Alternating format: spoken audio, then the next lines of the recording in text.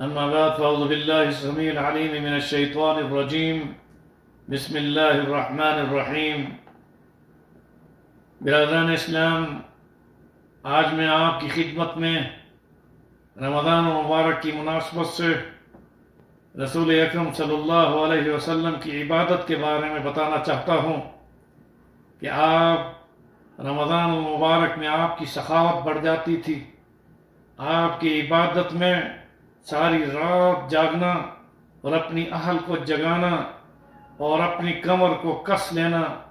کان رسول اللہ صلی اللہ علیہ وسلم اذا دخل العشر شد میذرہ وایقظ اہلہ واحیا لیلہ.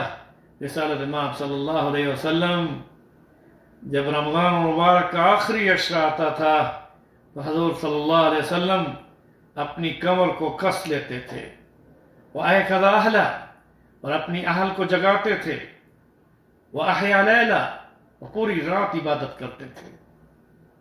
عام زندگی میں بھی رسول اکرم صلی اللہ علیہ وسلم جس وقت قیام اللیل فرماتے، جس کے بارے میں قرآن پاک میں اللہ تعالیٰ نے ارشاد فرمایا کہ رسول اکرم صلی اللہ علیہ وسلم کو مخاطب کر کے یا ایھا المزمل قم اللیل الا قلیلا نصفہ وانقص منہ قلیلا او زد علیہ ورتل القرآن ترتیلا. اب اس میں حضور صلی اللہ علیہ وسلم کا آدھی رات یا آدھی رات کے بعد کے حصے میں کھڑے ہو کر قرآن پاک پڑھنا اور تہجد کی نماز میں اللہ کے سامنے لمبے لمبے قیام کرتے ہوئے سجدہ ریز ہونا، یہ اللہ تعالیٰ کا حکم تھا. یا ایھا المزمل، اے کملی اوڑھنے والے، قم اللیل الا قلیلا، اٹھیے رات کو اور اللہ کی عبادت کیجیے.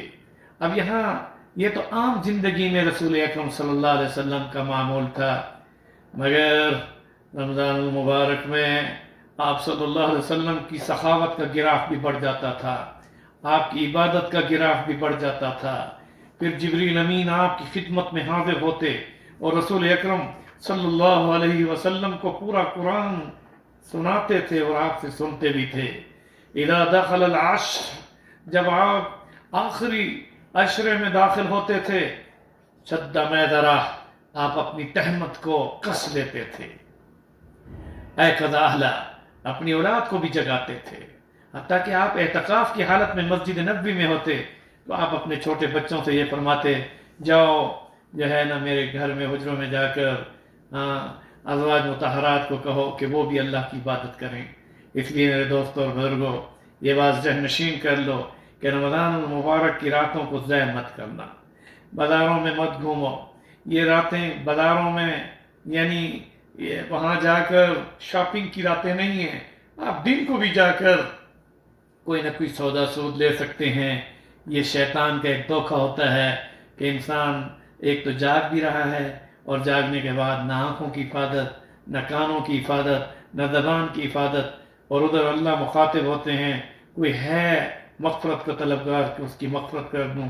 اور اس وقت بھی اگر کوئی شخص گناہ میں ہو، اس وقت بھی اگر کوئی شخص فسق و فجور میں ہو، اس وقت بھی اگر کوئی شخص بازار کے اندر لایعنی گفتگو میں ہو، تو اپنے آپ کو وقت ضائع کیے بغیر آپ اگر اعتکاف نہیں کر رہے تو مسجد میں قیام اللیل میں شریک ہو جائیں. اگر مساجد بند ہیں جیسے کرونا وائرس کی وجہ سے، گھروں کے اندر عبادت کیجیے، کیونکہ گھروں میں عبادت کرنا یہ بھی رسول اکرم صلی اللہ علیہ وسلم کی سنت ہے.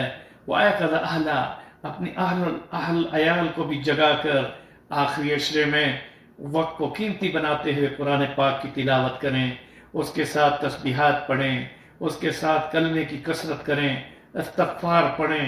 وبالاسحار هم یستغفرون، اور اس میں کوئی شک نہیں کہ جب شہری کے وقت استغفار کی جاتی ہے، رات کے آخری حصے میں استغفار کی جاتی ہے، تو رب ذوالجلال اپنے ان بندوں کو معافی کا سرٹیفکیٹ عطا فرماتے ہیں. آؤ مل کر ہم دعا کرتے ہیں کہ رب ذوالجلال ہم سب کو رمضان المبارک کی وہ گھڑیاں جن میں لیلۃ القدر اور آخری عشرے کی راتیں، ان میں خاص طور پر ہم سب کو پوری رات قیام اللیل کرتے ہوئے اخلاص کے ساتھ اور ایمان اور احتساب کے ساتھ عبادت کرنے کی اللہ توفیق عطا فرمائے. آمین برحمتك یا ارحم الراحمین.